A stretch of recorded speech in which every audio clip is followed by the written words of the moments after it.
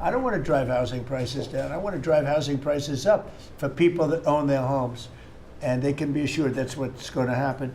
So, as you can see, Donald Trump clearly wants housing prices to continue to increase, and he's going to do everything in his power to ensure that happens. He's saying that higher housing prices are a good thing, and perhaps they are for homeowners, but what about those trying to buy a house? With him promising that housing prices will continue to increase, that doesn't bode well for the affordability crisis we face. So here are some of the problems with housing prices continuing to increase, especially if that's one of his main objectives. See, we're in a historic affordability crisis right now, and I'm sure anyone out there trying to buy a house over the last few years, you feel it, don't you? See, millions of Americans simply cannot afford to buy a house right now. Some can't even find a place to rent without spending their entire income. So today I want to talk about why celebrating higher home prices right now is probably the wrong message to be sending to the American people. And we're going to talk about what that actually means for people struggling to even afford a place to live right now. So let's go over what he said and break it down. Clearly, Donald Trump said higher home prices are a good thing,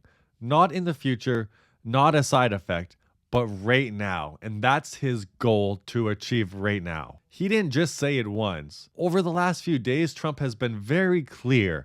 He believes rising home prices signals economic strength, and he has promised that housing prices will continue to go up. Now, here's why this really matters. He's making this statement in a time when millions of people can't buy their first home. Rent is expensive, and people who already own feel like they're stuck because moving would mean paying a higher price, both interest rates and housing price. So when you hear the president saying that higher housing prices are a good thing, is that really true? The question is really, who is it good for? Because if you already own a home, especially if you bought years ago, higher prices do feel like a good thing.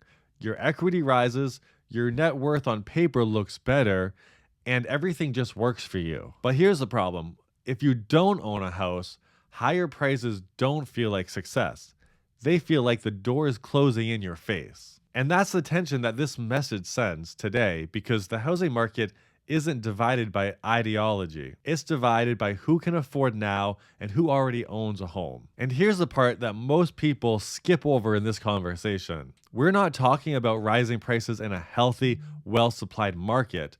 We're talking about rising prices during a housing shortage so large that the government itself says we need about 7 million units of housing in our country. And once you understand those numbers, everything about this conversation even makes less sense. And here's another thing that makes this moment even more different than previous housing cycles.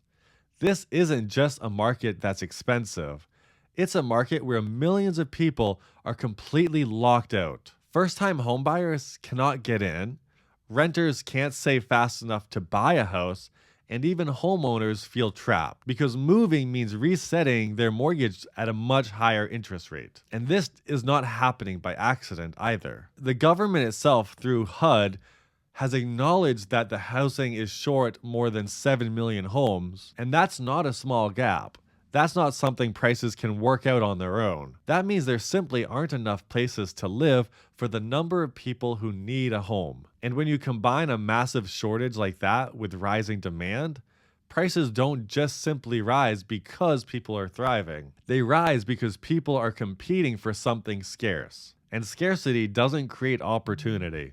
It just creates pressure. And this is where the message breaks down even more. When Trump says higher prices are a good thing, he's describing how housing used to work, not how it works right now. In a healthy market, prices rise because incomes are growing, supply keeps up, and buyers have options. But that's not what's happening today.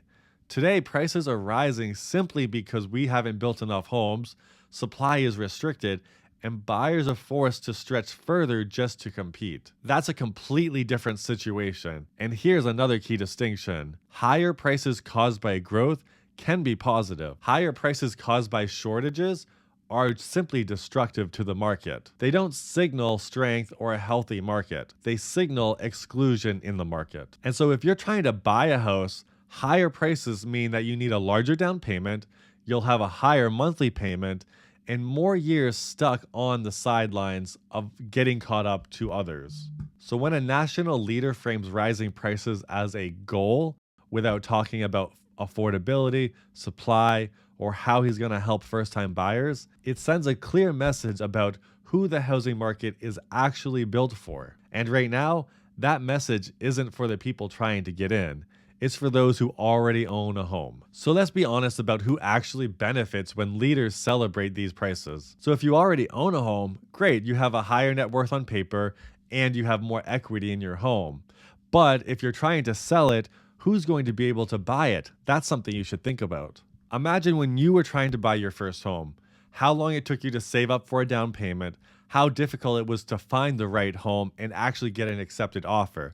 And if you happen to buy a home in 2020 or 2021, you probably know exactly how this competition felt. And another thing, the economy is not doing that great despite what the government says.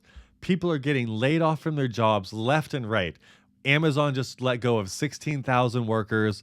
There's other companies that are letting people go. The unemployment rate is increasing faster than it has in a number of years, and incomes are just not keeping up to the housing prices. First-time homebuyers have said that they simply cannot raise the money for a down payment. Even a 5% down payment on average comes to around $20,000. Then you need about $5,000, $10,000 for closing costs. And so with incomes staying how they are, or people being let go of their jobs, coming up with $30,000 or $40,000, that's not easy for everyone in today's market. But even if you already own a home and you want to buy a bigger house or move for a job or something, that also puts pressure on you.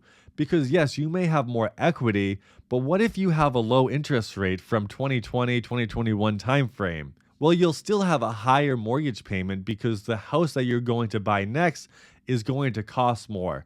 Even if you have equity from your existing home that you transfer over to the new home, your mortgage is going to be higher. And so I talked about the portable mortgage idea that the Trump administration has spoken about, where you can just transfer your mortgage to another house.